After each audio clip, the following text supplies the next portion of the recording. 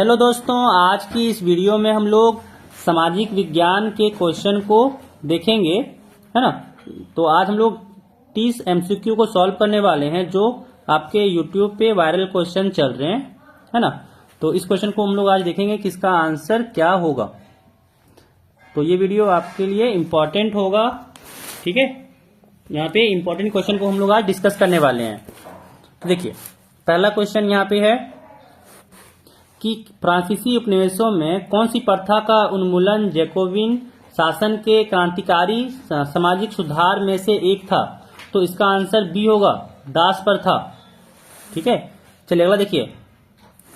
अगला सवाल यहाँ पे है कि लोकतांत्रिक शासन वाले देशों में किसका होना जरूरी माना जाता है, ठीक है। तो इसका आंसर होगा बी, संविधान को, है ना। संविधान ही होना जरूरी है लोकतांत्रिक शासन में। अगला देखिए, तीसरा नंबर यहाँ पे कहा जा रहा है कि प्रारंभ से ही फ्रांसीसी क्रांतिकारियों ने किस प्रकार के कदम उठाए जिनसे फ्रांसीसी लोगों में एक सामूहिक पहचान की भावना पैदा हो सकती थी, है ना। तो पहला बोल दिया गया कि एक संयुक्त समुदाय के विचार पर बल दिया, हाँ ये भी सही है। एक नया फ्रांसीसी झंडा तिरंगा चुना गया, है ना, तो ये भी सही होगा। स्टेट जनरल का चुनाव सक्रिय नागरिकों के समूह द्वारा किया जाने लगा, तो ये भी सभी होगा, है ना। इनमें से सभी होगा, इनमें से सभी होगा, ठीक है। चलिए अगला देखिए। अगला यहाँ पे कहा जा रहा है कि चुनाव के दशक की शुरुआत में एक उग्र गुरिल्ला, ठीक है, 1920 के दशक की शुरुआत में एक उग्र गुरिल्ला आंदोलन गुडेन की पहाड़ियों पर फैल गया। तो गुडेन भारत के किस राज्य में स्थित है। तो इसका आंसर सी होगा आपका, आंध्र प्रदेश, आंध्र प्रदेश, ठीक है। चलिए अगला सवाल देखिए। अगला सवाल यहाँ पे कहा जा रहा है कि फ्रांस की मुद्रा की इकाई लिब्रे को किस वर्ष समाप्त कर दिया गया। तो इसका आपका आंसर हो जाएगा डी नंबर, 1794। अगला देखिए यहाँ पे कहा जा रहा है कि भारत से अफीम का निर्यात कहाँ किया जाता है। तो इसका आंसर होगा बी, चीन, ठीक है। अफीम का निर्यात चीन किया जाता है। अगला सवाल देखिए, कहा जा रहा है कि ब्रेटन वुड्स सम्मेलन में अंतर्राष्ट्रीय मुद्रा कोष की स्थापना किस उद्देश्यों को पूरा करने के लिए किया गया था, ठीक है। तो यहाँ पे पहला ऑप्शन दिया गया है वैश्विक मौद्रिक सहयोग को बढ़ावा देने, तो ये भी होगा।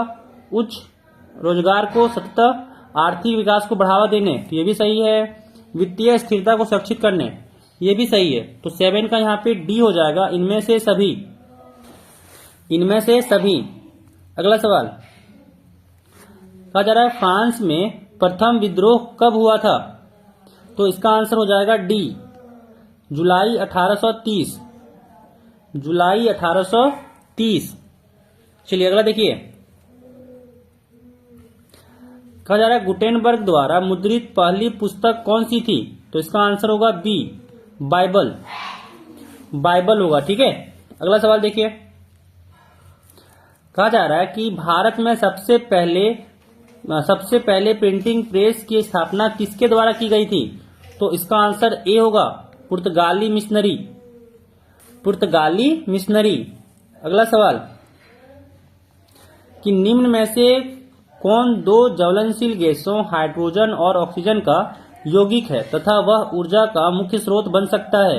तो देखिए, हाइड्रोजन ऑक्सीजन से जल बनता है, तो यहाँ पे हो जाएगा ऑप्शन जल। अगला सवाल, वे संसाधन जो किसी प्रदेश में विद्यमान होते हैं परंतु इनका उपयोग नहीं किया गया है, वे किस प्रकार के संसाधन माने जाते हैं, ठीक है ना।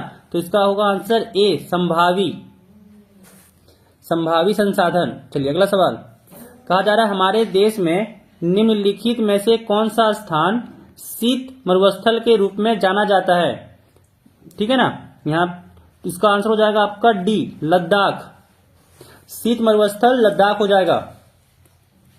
अगला सवाल, कहा जा रहा है मानसरोवर झील किस देश में स्थित है। तो इसका आंसर होगा बी, तिब्बत, तिब्बत। अगला सवाल कि निम्न में से किसका मानना था कि बहुउद्देशीय परिणामों के चलते भारत की कृषि और ग्रामीण अर्थव्यवस्था, औद्योगिक और नगरीय अर्थव्यवस्था समन्वित रूप से विकास करेगी? तो इसका आंसर ए होगा, जवाहरलाल नेहरू। जवाहरलाल नेहरू। अगला सवाल कि जल का महत्व संसाधन के रूप में समझते हुए राष्ट्रीय जल संसाधन के द्वारा प्रथम राष्ट्रीय जल नीति किस वर्ष बनाई गई? तो इसका आंसर होगा 16 का ए, 1987। 1987। अगला सवाल, भारत में किस प्रकार की कॉफी पैदा की जाती है जो अपनी गुणवत्ता के लिए विश्व में विख्यात है? तो इसका आंसर होगा सी, अमेरिका। अमेरिका, ठीक है। अगला सवाल देखिए 18 नंबर कि मैग्नेटाइट खनिज की विशेषता क्या होती है? यह सर्वोत्तम प्रकार का लोहा है। हाँ, ये होगा। इसमें 70% लोहांश पाया जाता है, ये भी सही है। इसमें सर्वश्रेष्ठ चुंबकीय गुण होता है, तो ये भी सही है। इसका आंसर डी हो जाएगा, इनमें से सभी। इनमें से सभी। अगला सवाल, मरमुगाओ पत्तन भारत के किस राज्य में स्थित है? तो इसका आंसर सी होगा, गोवा। गोवा, ठीक है। अगला सवाल कि सरकार को उत्तरदायी बनाने में निम्न में से कौन अपनी महत्वपूर्ण भूमिका निभाता है? जनता, राष्ट्रपति, स्थानीय सरकार, तीनों निभाता है। इसीलिए इसका आंसर डी हो जाएगा, इनमें से सभी। इनमें से सभी। अगला सवाल देखिए। अगला सवाल कहा जा रहा है कि निम्न में से किस प्रकार की व्यवस्था में केंद्रीय सरकार राज्य सरकार को कुछ खास करने का आदेश नहीं दे सकती? तो इसका आंसर होगा बी, संघीय। संघीय। अगला कहा जा रहा है कि फ्रांसीसी सरकार करों में वृद्धि के लिए बाध्य क्यों हो गई थी? पहला ऑप्शन कहा जा रहा है कि बढ़ते जा रहे कर्ज को चुकाने के लिए, तो ये भी सही है। सेना के रखरखाव के लिए, सही है। राज दरबार तथा सरकारी कार्यालयों को चलाने के लिए, तो ये भी सही है। ठीक है, तो इसका आंसर डी हो जाएगा, इनमें से सभी। इनमें से सभी।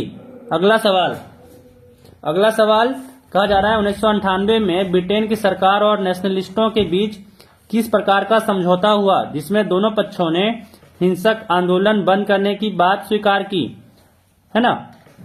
तो इसका अर्थ का आंसर होगा डी, शांति समझौता। शांति समझौता। अगला सवाल, विश्व में किस प्रकार की विभिन्नता आज बड़ी व्यापक हो चली है?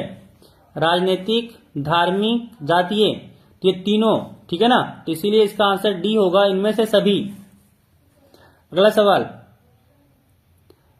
कि स्वर्गीय कांशीराम के नेतृत्व में 1984 में किस पार्टी का गठन हुआ था जो आज एक राष्ट्रीय पार्टी के रूप में जाने जाते हैं? तो इसका आंसर होगा सी, बहुजन समाज पार्टी। बहुजन समाज पार्टी। अगला कि किसी विशेष वर्ष में उत्पादित किस प्रकार की वस्तुओं को कुल राष्ट्रीय उत्पाद की संज्ञा दी जाती है? तो पहला ऑप्शन सभी वस्तुओं एवं सेवाओं, सही है। सभी अंतिम वस्तुओं और सेवाओं, सही है। सभी मध्यवर्तीय वस्तुओं एवं सेवाओं, ये भी सही है। तो इसका आंसर डी हो जाएगा, इनमें से सभी। इनमें से सभी। अगला सवाल कि मुद्रा का प्राथमिक कार्य है, ठीक है, तो इसका आंसर डी होगा, विनिमय का माध्यम। विनिमय का माध्यम। चलिए अगला सवाल 28 नंबर कह रहा है सरकार द्वारा अवरोधों तथा प्रतिबंधों को हटाने की प्रक्रिया को किस नाम से जाना जाता है? तो इसका आंसर बी होगा, उदारीकरण, है ना? बी होगा, उदारीकरण। अगला सवाल कि भारत के सकल घरेलू उत्पाद का एक बड़ा भाग कौन सा क्षेत्र प्रदान करता है? तो इसका आंसर बी होगा, सेवा क्षेत्र। अगला क्वेश्चन, भारत का राष्ट्रीय उपभोक्ता दिवस कब मनाया जाता है? तो इसका आंसर ए होगा, 24 दिसंबर।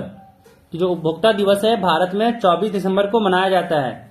ठीक है, तो ये थे आपके 30 क्वेश्चन। तो आपको अगर ये वीडियो पसंद आया होगा तो वीडियो को लाइक कर दीजिएगा एंड चैनल को सब्सक्राइब कर लीजिएगा। ठीक है, तो मिलते हैं फिर नेक्स्ट वीडियो में। Thank you.